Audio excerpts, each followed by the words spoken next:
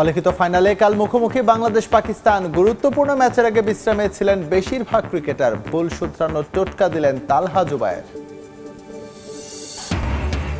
ভারতীয় হবে নারী সাব চ্যাম্পিয়নশিপ। 25 মে থেকে 7 জুন গোয়ার নেহরু স্টেডিয়ামে বসবে 2026 আসর।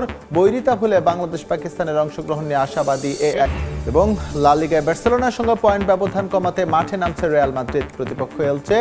ইউসিএল এর হারের তিক্ততা ভুলে ওয়েস্ট হ্যামের আতিথ্য নেবে ম্যানচেস্টার সিটি। শুরুতেই বাংলাদেশ পাকিস্তান ওয়ানডে সিরিজের খবর। অলিখিত ফাইনালের সামনে দাঁড়িয়ে দুই দল। সিরিজ বাঁচাতে খোলা নেই জয় ভিন্ন কোনো পথ। র্যাঙ্কিংয়ের কারণে পাকিস্তানের চেয়ে ম্যাচের গুরুত্ব বেশি বাংলাদেশের কাছে। অবশ্য এমন ম্যাচের আগের দিন নাজমুল হোসেন শান্তবাদে বাকিরা ছিলেন বিশ্রামে। ঘুরে দাঁড়াতে শান্ত সাইফদের ভুল শুধরাতে বললেন কোচ তালহা জুবায়ের। মিরপুরে ম্যাচ শুরু দুপুর 2:15। শিক্ষক আছে, ছাত্র নেই। অলিখিত ফাইনালের আগে এমনই চিত্র। কোচিং স্টাফের সদস্যরা মাঠে আসলেও আসেনি স্কোয়াডে থাকা ক্রিকেটাররা। ব্যতিক্রম অবশ্য নাজমুল হোসেন শান্ত। শেষ এক বছরে একটা 50 নেই ওয়ানডে ক্রিকেটে। পাকিস্তান সিরিজের 2 ম্যাচেই পরাস্ত হয়েছেন গতির সামনে। তাই ফাস্ট বোলিংয়ের বিপক্ষেই এদিন ছিল শান্তর ব্যাটিং অনুশীলন। অবশ্য টাইগার টপ অর্ডারে থাকা বাকিদের অবস্থাও শান্তর মতোই। দ্বিতীয় ওয়ানডের ভরাডুবিতে তাই সাইফ শান্তদের দায় দিলেন কোচ তালহা জুবায়ের। শেষ ম্যাচে সুযোগ পেতে পারেন স্কোয়াডে থাকা সৌম্য সরকার। আপনার যখন 275 এর একটা টার্গেট আপনি চেস করতে নেমেছেন, অবশ্যই আপনার টপ 4 এর থেকে একজনের 40-50 ওভার্সের মধ্যে ঢুকতে হবে, একজনের একটা বড় ইনিংস খেলতে হবে, যেইটা আমাদের ল্যাকিং ছিল লাস্ট গেমে। সো আমাদের আর্লি 3 উইকেট পড়ে গেছে। সো 4 ওভার 3 বলের মধ্যে আমার 3 উইকেট পড়ে গেছে। তারপরে আবার একটা বৃষ্টির একটা ইন্টারাপশন। সো আপনি 10 ওভারে যদি 3 উইকেট চলে যায় তাহলে ওয়ানডে ক্রিকেটে জেতার পসিবিলিটিটা অনেক কমে যায়।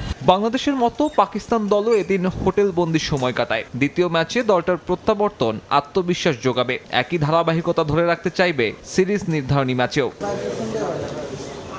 সালমান আগার রানআউট বিতর্ক উত্তাপ ছড়িয়েছে এই সিরিজে। শাস্তি পেয়েছেন পাক ব্যাটার, তবে উত্তাপ তো রয়ে গেছে। সিরিজ নির্ধারণী ম্যাচে সেরাটা দিতে চাইবে অতিথিরাও। সেরাটা দেওয়ার বিকল্প নেই বাংলাদেশের সামনেও, তবে ফলাফল পক্ষে আনতে উন্নতি আনতে হবে ব্যাটিং ইউনিটে। তালহা জুবায়েরও মনে করেন ভুল ত্রুটি কম করলেই সিরিজ নিশ্চিত করা সম্ভব। দেখেন, পাকিস্তান প্রথম ম্যাচ থেকে যেই শিক্ষাটা নিয়ে ওরা ব্যাটিং করেছে, কিংবা ওরা যেই ভুলটা থেকে ওরা ওগুলো ভুল শুধরে সেকেন্ড ম্যাচে কামব্যাক করেছে। সো আমরাও সেকেন্ড ম্যাচে আমাদের ভুল ছিল, ওই ভুলগুলো যদি আমরা ওভারকাম করতে পারি, সো মিস্টেকের সংখ্যা যার বেশি কম থাকবে তার দিকে গেমটা থাকবে। সো আমাদের যেই ভুলগুলো ছিল ব্যাটিংয়ে বলেন বোলিংয়ে বলেন, ওই জায়গাগুলো যদি আমরা মিনিমাইজ করতে পারি তাহলে আমাদের দিকে গেমটা থাকবে। 2027 বিশ্বকাপে সরাসরি জায়গা পেতে প্রতিটি ওয়ানডেই গুরুত্বপূর্ণ টাইগারদের জন্য। এপ্রিলে আরও 3 ওয়ানডে আছে নিউজিল্যান্ডের বিপক্ষে। এরপর মে মাসে হালনাগাদ হবে আইসিসি ওয়ানডে র্যাঙ্কিং। নারী বিপিএল প্রসঙ্গ। নারী বিপিএল পিছিয়ে গেল। নতুন আরেকটি টুর্নামেন্ট চালু করতে যাচ্ছে বিসিবি। 8 দল নিয়ে আগামী 5 মে থেকে প্রথমবারের মতো মাঠে গড়াবে উইমেন্স কাপ। কদিন আগে নারী প্রথম বিভাগ লিগ চালুর দাবিতে বিসিবিতে মানববন্ধন করেন বেশ কয়েকজন ক্রিকেটার। তাদের নিয়ে এবার উইমেন্স কাপ নামে এই টুর্নামেন্টের আয়োজন করতে যাচ্ছে বাংলাদেশ ক্রিকেট বোর্ড। 8 দলে প্রথম বিভাগে খেলা মোট 112 জন ক্রিকেটার এই টুর্নামেন্টের সুযোগ পাবেন। সব খেলোয়াড়রা পুরো আসরের জন্য 25,000 টাকা করে ম্যাচ ফি পাবেন। এছাড়া প্রতি খেলায় ম্যাচ সেরার পুরস্কার ও আসর শেষে চ্যাম্পিয়ন দলকে প্রাইজ মানি দেওয়া সহ বিভিন্ন ক্যাটাগরিতে ক্রিকেটারদের সম্মাননা দেবে বাংলাদেশ ক্রিকেট বোর্ড। আগামী 14 মে হবে ফাইনাল। সবগুলো ম্যাচ ঢাকায় আয়োজনের সিদ্ধান্ত নিলেও এখনও ম্যাচ ভেন্যু চূড়ান্ত করেনি বিসিবি। এবার নারী ফুটবল। ভারতের গোয়ায় আয়োজিত হতে যাচ্ছে 2026 নারী সাব চ্যাম্পিয়নশিপ। এমনটাই দাবি দেশটির সংবাদ মাধ্যম টাইমস অফ ইন্ডিয়ার। আগামী 25 মে থেকে 7 জুন গোয়ার নেহরু স্টেডিয়ামে নারী সাফের আয়োজন করতে যাচ্ছে অল ইন্ডিয়া ফুটবল অ্যাসোসিয়েশন। আর ভারতে আয়োজিত হতে যাওয়া সাফে দক্ষিণ এশিয়ার সব দলের অংশগ্রহণ প্রত্যাশা করেন সাফের সাধারণ সম্পাদক পুরুষোত্তম কাট্টাল। টানা 2 বার নারী সাফ চ্যাম্পিয়নশিপ আয়োজন করেছিল নেপাল। আর হিমালয়ের দেশটির দশরথ রঙ্গশালা স্টেডিয়াম বাংলাদেশ নারী ফুটবল দলের জন্য পয়বন্ত ভেন্যু। এখানে 2022 সালে প্রথম সাফের শিরোপা ঘরে তুলে বাংলাদেশ। এর 2 বছর পর 2024 সালে আরও একবার সাফের মুকুট জেতে ঋতুপর্ণা আফিদারা। 2026 নারী সাফ আয়োজন নিয়ে তৈরি হয়েছিল সংকট, তবে ভারতীয় গণমাধ্যম টাইমস অফ ইন্ডিয়ার দাবি সেই সংকট কেটে গেছে। টানা 3 বারের আয়োজক নেপাল থেকে সরিয়ে নারী সাফের আয়োজক সত্ত্ব দেওয়া হয়েছে ভারতকে। 2016 সালে সবশেষ নারী সাফ আয়োজন করেছিল দেশটি। নেপালের কাঠমান্ডুর পরিবর্তে ভারতের গোয়ায় আয়োজিত হতে যাচ্ছে 2026 নারী সাফ চ্যাম্পিয়নশিপ। টাইমস অফ ইন্ডিয়ার দাবি, সাফ আয়োজনে সর্বভারতীয় ফুটবল অ্যাসোসিয়েশনের কাছে চিঠি পাঠিয়েছে সাফের সাধারণ সম্পাদক পুরুষোত্তম কট্টেল, যেখানে ভারতে আয়োজিত হতে যাওয়া সাফের সবার অংশগ্রহণ প্রত্যাশা করেন তিনি। সাফভুক্ত 7 সদস্য দেশের জাতীয় নারী দল এই চ্যাম্পিয়নশিপে অংশ নেবে বলে আশা করা হচ্ছে, যা এটিকে এই অঞ্চলের অন্যতম প্রধান নারী ফুটবল ইভেন্টে পরিণত করবে। দক্ষিণ এশিয়ায় নারী ফুটবলের উন্নয়ন ও প্রসারে এই আঞ্চলিক সহযোগিতাটি গুরুত্বপূর্ণ ভূমিকা পালন করে যাচ্ছে। 1999 সালে ছেলেদের সাফ আয়োজন হয়েছিল ভারতের গোয়ায়, তবে ফতোরদার নেহরু স্টেডিয়ামে এই প্রথম নারী সাফ চ্যাম্পিয়নশিপ আয়োজিত হতে যাচ্ছে। আর এই টুর্নামেন্ট দক্ষিণ এশিয়ার নারী ফুটবলের মান আরও উন্নত করবে বলে প্রত্যাশা গোয়া ফুটবল অ্যাসোসিয়েশনের সভাপতি কৈতানো ফার্নান্দেজের। দক্ষিণ এশিয়ায় নারী ফুটবল এগিয়ে যাচ্ছে এবং কারো যদি প্রমাণের প্রয়োজন হয় তবে এশিয়ান কাপেই তাই স্পষ্ট হয়েছে। ভারত ও বাংলাদেশ এশিয়ার সেরা 10টি দলের মধ্যে রয়েছে এবং নেপালও বেশ শক্তিশালী। আমি নিশ্চিত যে খুব উঁচু মানের ম্যাচ হবে। আগামী 25 থেকে 7 জুন গোয়ায় আয়োজিত হওয়ার কথা রয়েছে সাফ নারী চ্যাম্পিয়নশিপ। প্রতিটি ওয়ার্ডে ফুটসাল খেলার সুবিধা নিশ্চিত করার জন্য মাঠের ব্যবস্থা করা হবে, জানিয়েছেন যুব ও ক্রীড়া প্রতিমন্ত্রী আমিনুল হক। দেশের শহর ও গ্রাম অঞ্চলে খেলার মাঠ নির্ধারণ, উন্নয়ন ও বাস্তবায়নের লক্ষ্যে কমিটি গঠন করেছে যুব ও ক্রীড়া মন্ত্রণালয়। এই কমিটির প্রথম সভা অনুষ্ঠিত হয় যুব ও ক্রীড়া মন্ত্রণালয়ের সভাকক্ষে। সেখানে এই বিষয়টি তুলে ধরেন আমিনুল হক। এছাড়াও রাজধানী ঢাকার মাঠ সমস্যার বিষয়টি উঠে আসে আলোচনায়। মাঠের তীব্র সংকটের কথা উল্লেখ করে প্রতিমন্ত্রী বলেন, মাঠের জায়গা খুঁজে বের করতে অন্তত 2টি ওয়ার্ডের মাঝখানে একটি খেলার মাঠ তৈরির উদ্যোগ নেওয়া হবে। যদি তাতেও জায়গা পাওয়া না যায় তবে 3টি ওয়ার্ডের সমন্বয়ে একটি বড় খেলার মাঠের স্থান নির্ধারণ করা হবে। এছাড়া বর্তমান প্রজন্মের কাছে জনপ্রিয় ফুটসাল খেলার প্রসার ঘটাতে প্রতিটি ওয়ার্ডে একটি করে ডেডিকেটেড ফুটসাল মাঠ তৈরি করার পরিকল্পনা রয়েছে বলেও জানান আমিনুল হক। ইউরোপিয়ান ক্লাব ফুটবলের খবর, লা লিগা জয়ের ধারা অব্যাহত রাখতে রাতে মাঠে নামছে রিয়াল মাদ্রিদ। লস ব্ল্যাঙ্কোদের প্রতিপক্ষ এলচে চিরপ্রতিদ্বন্দ্বী বার্সেলোনার সঙ্গে পয়েন্ট ব্যবধান কমিয়ে আনতে এই ম্যাচে জয় তুলে নিতে চায় মাদ্রিদ। অন্যদিকে চ্যাম্পিয়ন্স লিগের হারের ব্যর্থতা ভুলে ইপিএল ওয়েস্ট হ্যামের মুখোমুখি হবে ম্যানচেস্টার সিটি। দুটো ম্যাচই শুরু হবে আজ রাত 2টায়। সান্তিয়াগো বার্নাবুতে চ্যাম্পিয়ন্স লিগের দাপুটে জয় পেয়েছে রিয়াল মাদ্রিদ। সেই জয়ের সুখস্মৃতি নিয়ে এবার লা লিগায় এলচের মুখোমুখি লস ব্লাঙ্কোস। যদিও লিগের সময়টা ভালো কাটছে না তাদের। শেষ 3 ম্যাচে মাত্র 1 জয়ে লা লিগার শিরোপার দৌড়ে অনেকটা পিছিয়ে পড়েছে মাদ্রিদ। তবে নিজেদের সবশেষ ম্যাচে অতিরিক্ত সময়ের গোলে সেল্টা ভিগোর বিপক্ষে জয় তুলে নিয়েছে রিয়াল। সেই আত্মবিশ্বাস নিয়েই নিজেদের মাঠে সান্তিয়াগো বার্নাবুতে এলচের বিপক্ষে মাঠে নামবে আরবেলোয়া শিষ্যরা। যদিও এই ম্যাচের আগে রিয়াল শিবিরে ইনজুরির লম্বা লিস্ট দুশ্চিন্তায় ফেলেছে কোচ আরবেলোয়াকে। এই ম্যাচে দলের গুরুত্বপূর্ণ 3 footballer Kylian Mbappe, Jude Bellingham ও রদ্রিগোকে পাচ্ছে না রিয়াল। ইনজুরির কবলে মাদ্রিদের ডিফেন্স লাইনও। ক্যারেরাস, মিলিতাও, আলাবাদের ছাড়াই স্কোয়াড সাজাতে হবে রিয়াল কোচকে। আর কার জটিলতায় এই ম্যাচ খেলতে পারবেন না মাস্তান্তুনো।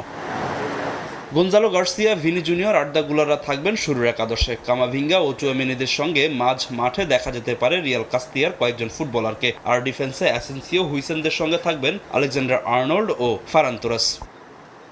পরিসংখ্যান রিয়ালের পক্ষে কথা বললেও চলতি মৌসুমের প্রথম ম্যাচে হোঁচট খেয়েছে তারা। নিজেদের মাঠে রিয়ালকে 2-2 গোলে রুখে দিয়েছিল এলচে। তবে সান্তিয়াগো বার্নাবুতে এই ম্যাচে কিছুতেই পয়েন্ট হারাতে চাইবে না মাদ্রিদ। চিরপ্রতিদ্বন্দ্বী বার্সেলোনার সঙ্গে পয়েন্ট ব্যবধান কমিয়ে আনতে এলচের বিপক্ষে জয় তুলে নিতে হবে রিয়ালকে।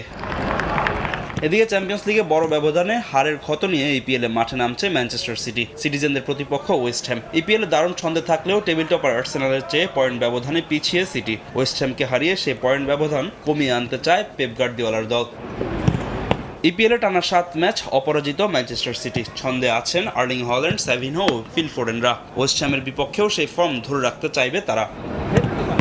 ফিনালিসিমা নিয়ে জটিলতা আরও চরমে। কোন ভেন্যুতে অনুষ্ঠিত হবে উয়েফা এবং কনমেবল চ্যাম্পিয়নদের এই ম্যাচ, তা নিয়ে ঐক্যমতে পৌঁছতে পারেনি কোনো পক্ষ। নিরপেক্ষ ভেন্যু হিসেবে মিলান, লিসবন এবং লন্ডনের নাম শোনা গেলেও তা নিশ্চিত নয়। তবে 2-1 দিনের মাঝে আর্জেন্টিনা এবং স্পেন এই ম্যাচ নিয়ে চূড়ান্ত সিদ্ধান্তে আসবে বলে সংবাদ এসেছে বিভিন্ন গণমাধ্যমে। কাতার থেকে ম্যাচ সরে যাওয়ার পর থেকেই ফিনালিসিমা নিয়ে অনিশ্চয়তা। কদিন ধরে বিভিন্ন ভেন্যুর নাম শোনা গেলেও আদতে সবই উড়ো কথা। উয়েফা এবং কনমেবল চ্যাম্পিয়নের এই ম্যাচ নিয়ে আসলে কোনো সিদ্ধান্তে আসতে পারেনি স্পেন ও আর্জেন্টিনা ফুটবল। ভেন্যু নিয়ে সমস্যার কথা বলা হলেও সংকট আসলে ভিন্ন জায়গায়, যা সামনে নিয়ে এসেছে স্প্যানিশ ফুটবল ফেডারেশনের প্রধান রাফায়েল লুজান। ফিনালিজিমা আর্জেন্টিনা এবং স্পেনের মধ্যে হওয়ার কথা থাকলেও এই ম্যাচ নিয়ে উয়েফা এবং কনমেবলের মধ্যে চুক্তি হয়েছে ভিন্ন একটি কোম্পানির সঙ্গে। শুধু এই ম্যাচ নয়, প্রতিষ্ঠানটির চুক্তির আওতায় আছে আরও 5টি ম্যাচ, যার প্রত্যেকটি হওয়ার কথা ছিল কাতারে। 27 মার্চ আর্জেন্টিনা স্পেনের এই ম্যাচটি অনুষ্ঠিত হওয়ার কথা ছিল কাতারের লুসাইলে। এছাড়াও 31 মার্চ স্বাগতিকদের বিপক্ষে আছে আর্জেন্টিনার দ্বিতীয় ম্যাচ। পাশাপাশি এই উইন্ডোতে কাতার এসে ম্যাচ খেলার কথা রয়েছে সৌদি আরব, সার্বিয়া ও মিশরের। কিন্তু মধ্যপ্রাচ্যের অস্থিরতার জন্য অনিশ্চয়তায় পড়েছে সবগুলো ম্যাচ। তবে কাতারে ম্যাচটি অনিশ্চয়তা থাকলেও ফিনালিজিমা খেলতে খুবই আগ্রহী স্পেন ও আর্জেন্টিনা, কারণ বিশ্বকাপের আগে এই মার্চ উইন্ডোর ম্যাচ দিয়ে সম্ভাব্য প্রস্তুতি শেষ করতে চায় দুই ফেভারিট। তাই এই ম্যাচ কোনো কারণে বাতিল হলে ঘাটতি থাকতে পারে দুই দলের বিশ্বকাপ প্রস্তুতিতেই, কারণ হাতে যে সময় আছে এর মধ্যে নতুন করে দুটো আলাদা প্রতিপক্ষ ম্যানেজ করা সবার জন্যই প্রায় অসম্ভব। ফুটবলারদের যাতায়াত কিংবা অবস্থান বিবেচনায় স্প্যানিশ ফুটবল ফিনালিসিমা আয়োজন করতে চায় সান্তিয়াগো বার্নাবেউতে, কিন্তু আর্জেন্টিনা ফুটবল ফেডারেশন সভাপতি ক্লদিও চিকি তাপিয়ার পছন্দ বুয়েনোস এইরেসের স্তাদিও মনুমেন্টাল। তবে সেখানে গিয়ে ম্যাচ খেলতে আপত্তি আছে স্পেনের। সবকিছু বিবেচনায় উঠে এসেছে নিরপেক্ষ ভেন্যুর অপশন। আলোচনা চলছে মিলান, লিসবন এবং লন্ডন নিয়ে, যদিও এই বিষয়ে এখনও ঐক্যমতে পৌঁছাতে পারেনি কোনো পক্ষই। আর্জেন্টিনার স্থানীয় গণমাধ্যমে ইঙ্গিত, বিশ্বকাপ প্রস্তুতির কথা মাথায় রেখে 2-1 দিনের মধ্যেই ফিনালিসিমা নিয়ে ঐক্যমতে পৌঁছাতে পারে দুপক্ষ। আমি বলছি না যে পাকিস্তানের বিপক্ষে তৃতীয় ওয়ানডে ম্যাচে বাংলাদেশ আগে ব্যাটিং করলে 300 রান করে ফেলবে যদি একাদশে এই পরিবর্তনটা করা হয়, কিংবা পরে ব্যাটিং করে যদি আমরা 350 টার্গেট পাই দ্বিতীয় ওয়ানডের মতো, তাহলে আমরা সেই রান তাড়া করে জিতে যাব, সেটা আমি বলছি না।